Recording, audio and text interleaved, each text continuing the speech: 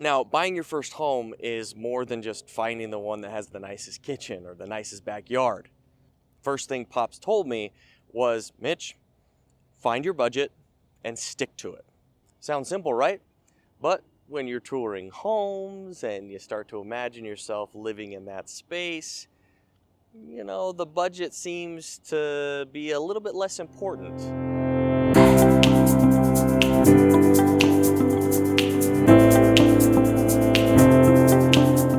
Hey there guys, Mitch here again with another Hey Pops financial video. Today I want to talk to you about one of the biggest milestones, buying your first home. Now, I've been through this process myself. Let's see, it was about maybe 7.5 years ago now. And let me tell you, it's a roller coaster. From searching online listings, to touring the home, to signing that fat stack of papers, it can all be really intimidating. But thanks to some advice from Pops, who has done this many times, I was able to get through the process without a lot of bumps and bruises. And that's really what I want to talk to you about today, is the practical tools and the best pieces of advice that I got from Pops while I was going through that journey myself. So whether you're looking at buying your first home right now, or you're still a few years from making that decision, I hope that this video can offer some insight and advice on how to make that decision a lot easier. All right, let's dive into it. Now, buying your first home is more than just finding the one that has the nicest kitchen or the nicest backyard. First thing Pops told me was, Mitch, find your budget and stick to it. Sounds simple, right? But when you're touring homes and you start to imagine yourself living in that space, the budget seems to be a little bit less important. One of the things that really helped me, and something I was very lucky to have, is with my realtor, I said, look, this is my budget and I want to stick to it. Don't even show me anything that is outside of that. And that helped me a lot, because it can be really tempting to want to stretch that budget just because you really, really like the backyard. Now, another piece of practical advice is getting pre-approved. And what this does essentially will set the parameters for you. So even if you have a realtor that might want to show you things that are outside that budget, or whether it's just tempting for you, if you're pre-approved for this specific amount, there's not really a lot of room to go outside of that. Another thing about the pre-approval that was nice is that I knew that once I found the house that I wanted to go with, I could just move forward with it, as opposed to going through all of that work and then you get to the loan part and you can't afford it anyway, so it doesn't matter. If Pops hadn't drilled that message into me, I might have overextended myself. Another thing I learned, you got to realize that the monthly mortgage payment are not the only monthly expenses that come with the house. You got to think about HOA fees, you got to think about taxes, you have to think about insurance. There are all of these expenses that if you don't keep those in mind when you're looking, they can add up really, really fast.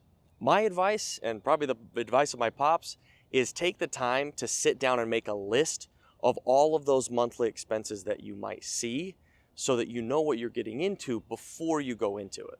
This will make a world of difference when trying to figure out what the real cost will be. Now, one of the biggest surprises when I was doing this were the closing costs. And when Pops told me about this, I was like, yeah, whatever, no big deal. How much could a bunch of paperwork be, right? Well, let me say, I learned the hard way how fast those fees can add up. It's not just the down payment that you have to save for. You got to save for those closing costs, and sometimes they can be anywhere from 2 to 5% of whatever the purchase price of that home is going to be. Thankfully, Pops gave me a heads up, so I wasn't caught completely off guard. Now, here's another piece of advice that I learned from Pops. The guy is a master in patience. He has me as a son after all. But here's one thing that he said.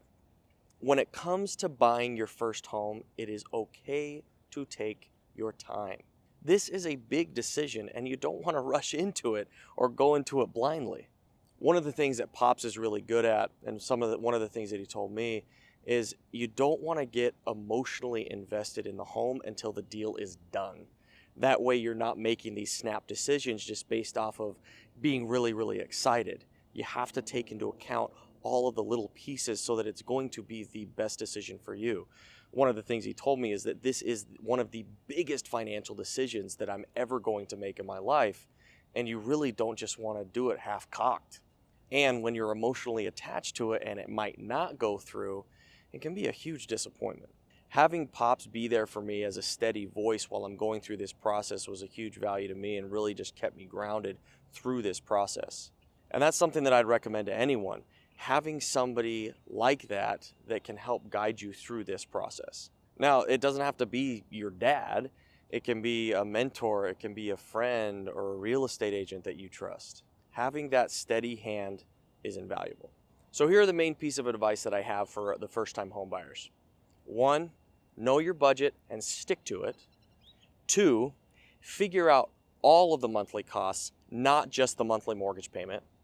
3, remember closing costs. And 4, don't get emotionally attached until the deal is done. Buying your first home can be an exciting journey, but it also can be really overwhelming, which is why having somebody like Pops, and I have said this so many times, can make a huge, huge difference and prove to be invaluable. And if you don't have someone, get someone. Look everywhere you can to find that person and keep looking, keep asking for advice. When buying a home, you cannot take enough time. This is one of the biggest financial decisions that you'll make. It's okay if it takes a little longer to find the right place and the right price. In the end, you want a house that is going to fit your budget and your life nicely. Thanks again for joining me today, guys. If this video has proven valuable to you, please don't forget to like and subscribe, share it with somebody that you think needs it. And as always, love you guys. We'll see you on the next one.